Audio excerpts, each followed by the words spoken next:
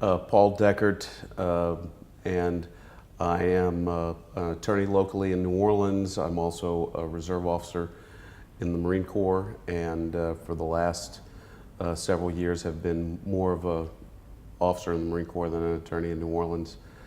And I was a Marine advisor to the Navy Seabees, the construction battalion guys, and was actually on exercise with them, and was informed of the hurricane. I was in the field, I didn't even know it was coming, by the admiral in charge of them.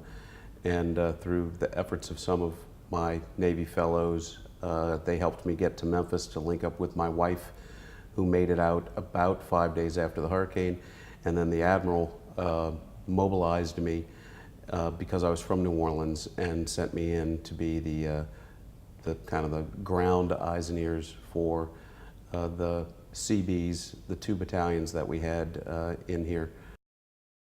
It was arriving at a doomsday scenario because I was lucky enough to have not been here when everything happened, but I rolled into sort of a post-apocalyptic environment where it was worse than the land of not quite right. It was the land of what used to be.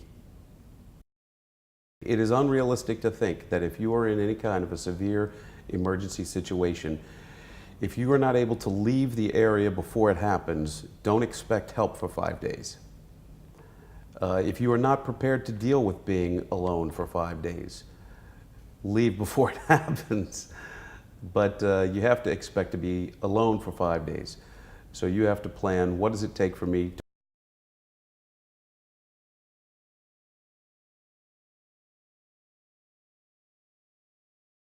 health and cleanliness wise. And sometimes people go, oh, I can go 5 days without a bath. You can go 5 days without a bath when you know at any moment you can jump in the convenience of a shower or come and go from a climate controlled building. But if it happens during the heat of summer or the cold of winter, you've got other considerations, and something small that turns out you get it in your mouth for whatever, a day of gastrointestinal problems could end up meaning the difference between life and death if you don't have enough water or the medicine to deal with it or something like that. The single thing that worried me the most was being outside of the base that we had established after dark. There were curfews and things that were set up, but that wasn't the real reason. Having grown up in a large metropolitan area, this particular large metropolitan area, and knowing it, the fact that there was nothing at night, it was just black. It was black like you were out in the country. And if you were caught on the road, it was like being in the zombie TV show. If anybody out there has any bad intent, you're a target. So step 1, avoid being a target. So I didn't like being out at night. If anything does happen, there is no one to help you. There is nobody, I mean, you can get on a radio, but there's nobody who's going to be able to get out there anytime soon. So that was really disheartening, which meant the whole way back was kind of, one of these numbers on the steering wheel the whole way back.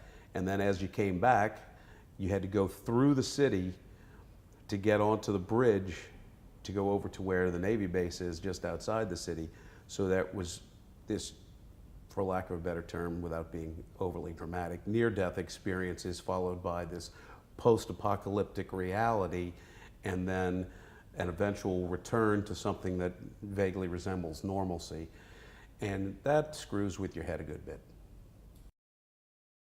Did you lose any friends or acquaintances in this? Yes, some good friends. They're mainly older people. I'm not going to say their names because I don't know if their families want that revealed.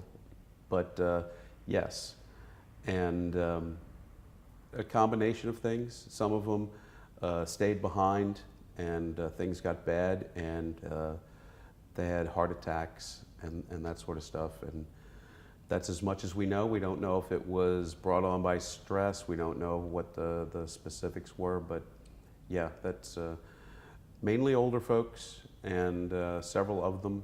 And yeah, there was a lot of that. Personally, what did you lose? What's the biggest thing that you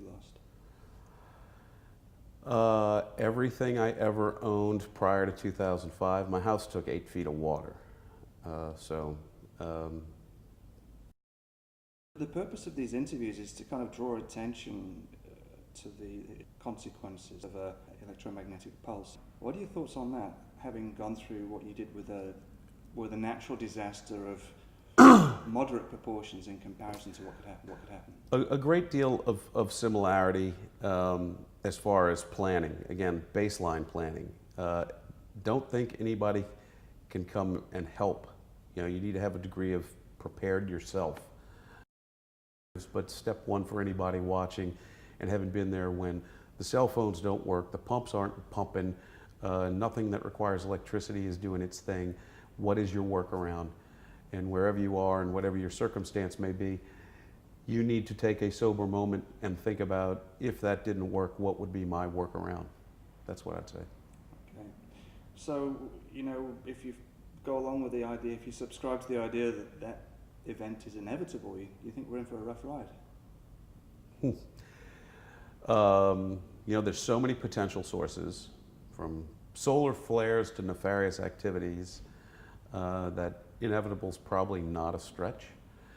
And you know, it's kind of like washing your hands and brushing your teeth. If you're prepared, what's the worst thing? You had good breath and clean hands. So the concept of thinking about it beforehand puts everybody in a better position, and then the degree to which they act on their thoughts of preparedness for their own situation puts them in a stronger position. I can't see a downside. Cool. Thanks, Grant. Thanks.